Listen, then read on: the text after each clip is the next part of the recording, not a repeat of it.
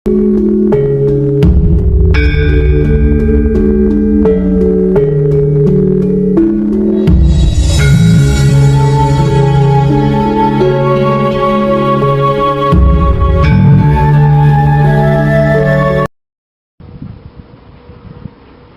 awalnya saya mengira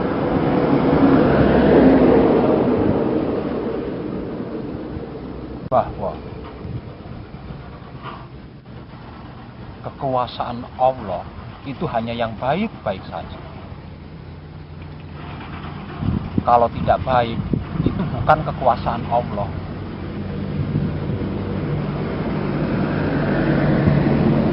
Padahal saya yakin, saya percaya, saya beriman kalau Allah itu esa, Allah itu tunggal, Allah itu hanya satu, tidak beranak dan tidak diperanakkan. Tapi saya meyakini, saya mempercayai, saya mengimani kalau baik itu berasal dari Allah, kalau buruk itu berasal dari setan, dari iblis katakanlah.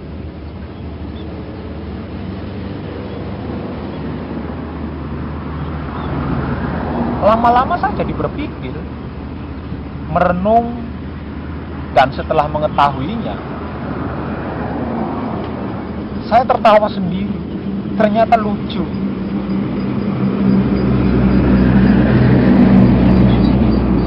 Bagaimana tidak lucu? Lawang saya mempercayai, meyakini, bahkan mengimani bahwa Allah itu esa. Artinya Allah itu tunggal, satu, tidak dua. Tapi di sisi lain, saya juga mempercayai, meyakini, mengimani kalau baik itu dari Allah, kalau buruk itu dari setan, dari iblis. Kan lucu. Lucunya seperti ini. Kalau baik itu dari Allah, buruk itu dari iblis, dari setan, berarti kan Allah itu nggak esa, Tuhan itu nggak esa, Tuhan itu nggak satu. Tuhan itu ada dua. Satu, Tuhan yang berkuasa tentang kebaikan yaitu Allah. Dan yang kedua, Tuhan yang berkuasa tentang keburukan yaitu iblis atau setan. Coba Anda pikir, lucu kan? Bagi saya, Allah itu maha segalanya, tanpa terkecuali. Dan tidak selembar daun pun yang jatuh ke bumi ini tanpa kehendak Allah. Dan apapun itu yang menjadi kehendak Allah adalah benar.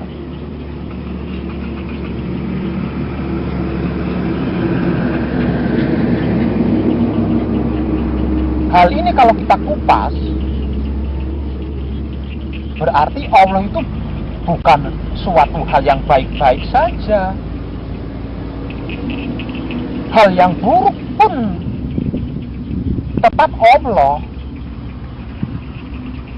Semuanya, segalanya adalah milik Allah, kehendak Allah, dan hanya akan kembali kepada Allah. Konyolnya lagi,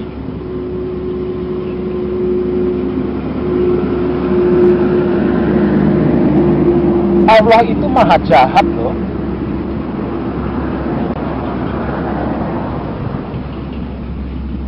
Mungkin Anda akan menolak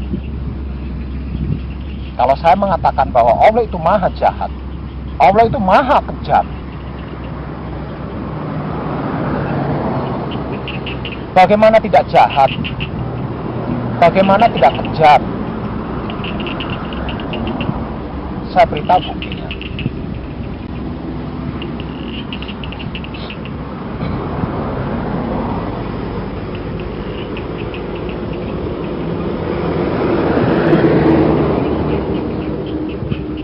Menurut yang Anda ketahui, ada berapa banyak bencana alam yang menghancurkan semuanya tanpa terkecuali.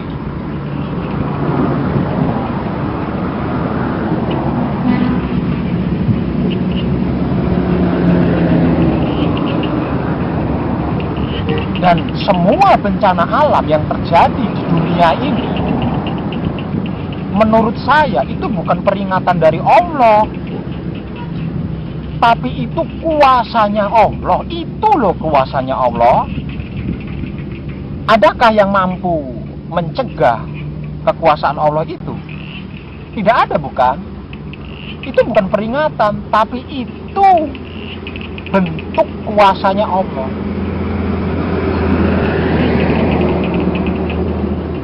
Coba Anda pikir, betapa kejamnya Allah, betapa jahatnya Allah. Tak kala Allah menunjukkan kuasanya, tidak peduli itu masih bayi, tidak peduli itu tidak berdosa, tidak peduli itu indah, tidak peduli itu apa saja, semuanya dihancurkan. Semuanya dihancurkan, semuanya dimusnahkan. Itu loh kekuasaan Allah. Maka berhati-hatilah, jangan asal. Karena jika Allah itu menunjukkan kuasanya, tidak peduli siapa Anda. Bukti yang kedua,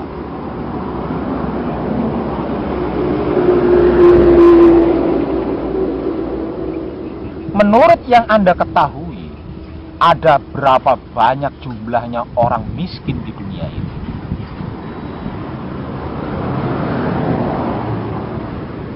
Ada berapa banyak orang miskin yang dibuat sakit oleh Allah, lalu masuk ke rumah sakit, di rumah sakit dia disia-sia, tidak segera ditangani oleh dokternya, diremehkan, bahkan dipermainkan.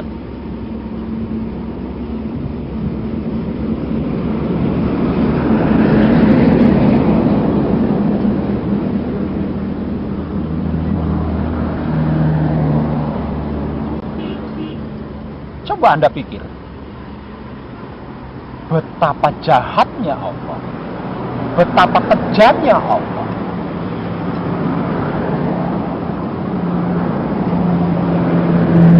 Orang miskin yang dibuat sakit, yang dimasukkan ke rumah sakit, yang di rumah sakit disia-sia, itu belum tentu orang berdosa loh. Belum tentu orang jahat.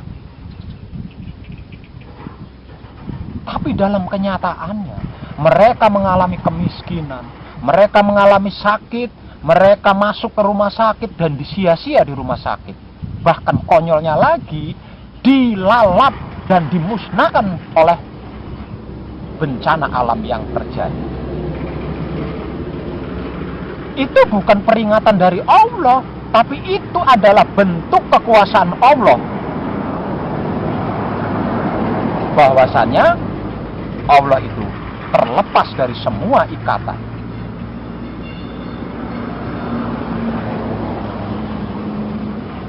Anda pikir saja ini.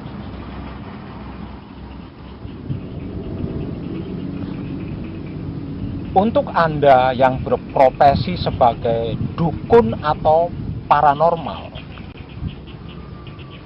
seberapa sering Anda mengalami kegagalan dalam membantu seseorang, menolong seseorang, menyembuhkan suatu penyakit misalnya, tapi tidak sembuh?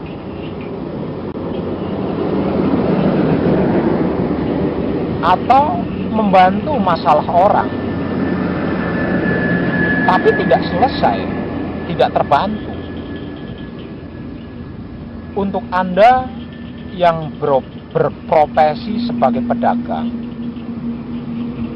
seberapa sering Anda mengalami kerugian,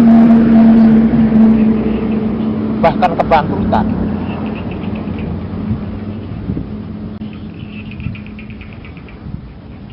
Untuk Anda yang berprofesi sebagai petani, pembisnis, dan lain sebagainya. Seberapa sering Anda mengalami kegagalan? Seberapa sering Anda mengalami jatuh bangun?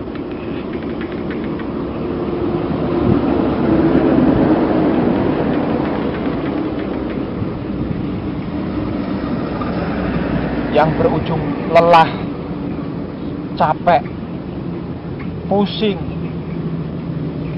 kecewa,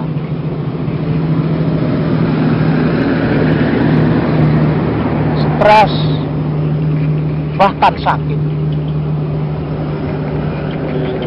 Seberapa sering Anda mengalami semua itu?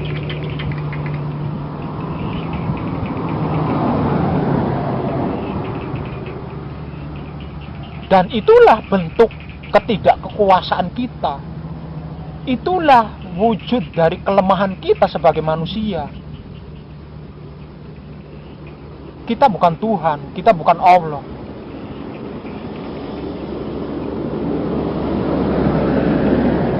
Kita hanya sebatas manusia yang diciptakan oleh Allah, yang tidak bisa lepas dari kekuasaan Allah.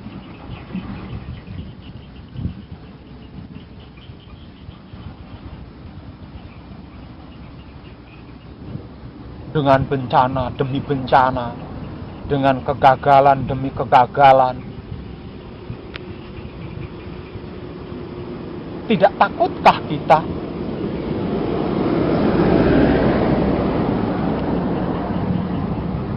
Tidak capekkah kita dengan semua itu? Masihkah kita merasa wah?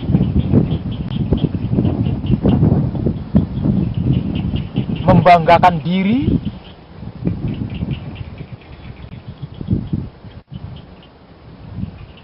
Kalau Anda masih merasa mampu dan belum capek, silahkan, teruskan, lanjutkan.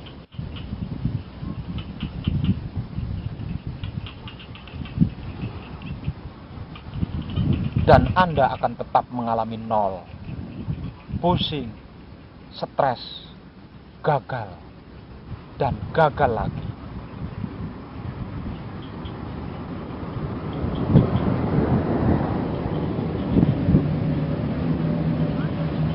Tapi untuk Anda yang sudah merasa capek, merasa letih, merasa lelah dengan semua itu, jangan buang waktu Anda. Segeralah bertobat. Menyerahlah kepada Allah. Katakan kepada Allah bahwa aku telah bertobat, bahwa aku telah kapok, tidak akan mengulangi semua itu.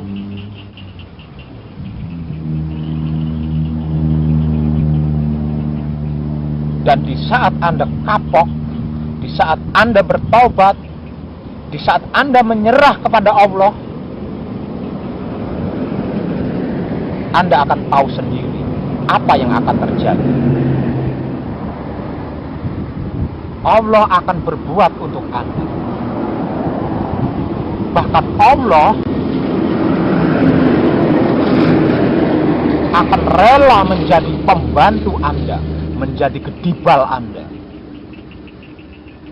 untuk semua dan segala masalah Anda.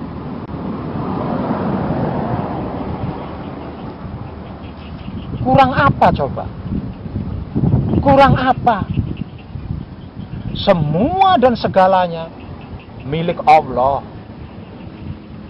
bukan selain Allah. Kita hanya disuruh beriman. Kita hanya disuruh beriman. Dan Allah akan menjadi pembantu Anda. Kurang apa? Allah tidak pernah meminta Anda untuk begini, begitu, dan lain sebagainya. Nggak pernah. Allah tidak pernah melarang Anda melakukan itu, ini nggak pernah.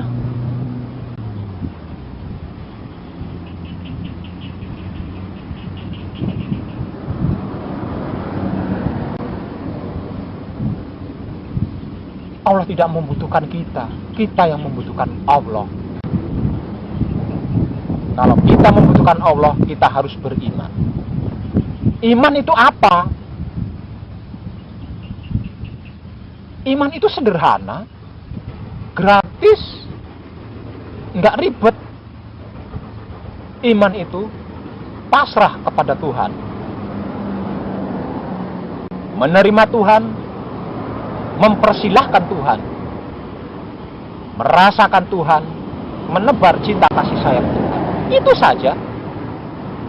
Susahnya di mana? Sulitnya di mana? Lawang cuma pasrah, menerima, mempersilahkan, merasakan, menebar cinta kasih sayang Tuhan. Letak sulitnya di mana? Letak susahnya di mana? Letak rumitnya di mana? Anda kan mengaku beriman. Iya kan? Anda kan mengaku beriman kepada Allah. Kalau dibilang tidak beriman kepada Allah, Anda marah besar. Itu menandakan bahwa Anda benar-benar mengaku beriman. Lah, yang namanya beriman itu adalah pasrah kepada Allah, menerima Allah, mempersilahkan Allah, merasakan Allah, menebar cinta kasih sayangnya Allah. Anda sudah seperti itu belum? Kalau Anda belum seperti itu, berarti Anda belum beriman, berarti Anda tidak beriman. Pantas saja Anda pusing, pantas saja Anda bermasalah, pantas saja Anda sakit, pantas saja Anda gagal. Lawang tidak beriman, artinya bukan Allah yang berbuat, tapi kebodohan Anda sendiri. Para saudara-saudariku sekalian, juga kadang dinasihati.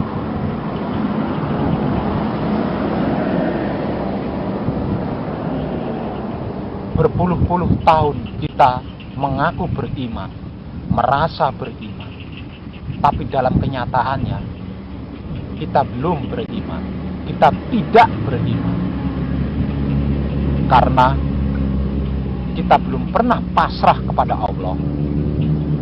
Kita belum pernah menerima Allah. Kita belum pernah mempersilahkan Allah. Kita belum pernah merasakan Allah. Bahkan kita belum pernah menebar cinta kasih sayangnya Allah. Sebab itu, mulai sekarang, daripada kita konyol, daripada kita pusing, daripada kita stres, mengalami kegagalan-kegagalan, masalah-masalah, dan semuanya bahkan tergilas oleh dahsyatnya, kejamnya sebuah bencana, lebih baik sesegera mungkin kita beriman, yaitu pasrah kepada Allah, menerima Allah, mempersilahkan Allah, merasakan Allah, menebar cinta kasih sayang Allah. Dan dengan iman, Allah akan selalu bersama kita. Para sedulur dan para kadang kinasihku sekalian,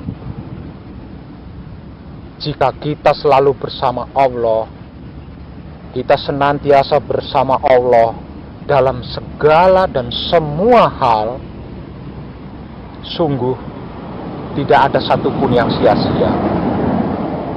Semuanya indah, semuanya berkah, semuanya membahagiakan. Sebab itu, jangan buang waktumu, jangan buang kesempatanmu dengan sia-sia. Capeklah dengan semua kegagalan-kegagalan itu. Capeklah dan segeralah menyerah. Segeralah beriman kepada Allah. Dalam arti pasrah kepada Allah, menerima Allah, mempersilahkan Allah, merasakan Allah, dan menebar cinta kasih sayang Allah kepada apapun, siapapun, dan dimanapun. Hanya dengan itu kita bisa, hanya dengan itu kita mampu. Tanpa menyertakan Allah, Sungguh, kita ini tidak memiliki kuasa apapun. Hanya Allah. Hanya Allah. Sekali lagi, hanya Allah. Segeralah. Saya sudah bertobat. Sungguh, saya sudah bertobat. Saya sudah kapok. Karena itu, saya pasrah kepada Allah. Saya menerima Allah. Saya mempersilahkan Allah. Saya merasakan Allah. Saya menebar cinta kasih sayangnya Allah. Karena saya tahu, hanya itu yang bisa saya persembahkan kepada Allah. Selain itu, sungguh saya tidak kuasa apa-apa. Bagi sedulur dan para kadang kinasiku sekalian, jika Anda merasa sudah capek, jika Anda merasa sudah tidak kuat lagi menghadapi masalah-masalah itu, menghadapi bencana-bencana itu, mengalami kegagalan-kegagalan itu, jangan buang kesempatan Anda. Segeralah bertobat, segeralah pasrah, segeralah menyerah, kapok kepada Allah. Katakan, aku tidak kuasa Allah, aku kapok Allah, aku bertobat Allah, aku bertobat hanya kepadamu. Pasrahlah kepada Allah, menerimalah Allah, persilahkanlah Allah, rasakanlah Allah, dan tebarlah cinta kasih sayang Allah kepada apapun dan siapapun serta dimanapun. Lalu perhatikan apa yang akan terjadi. Saya Wong Edan Bagu, terima kasih.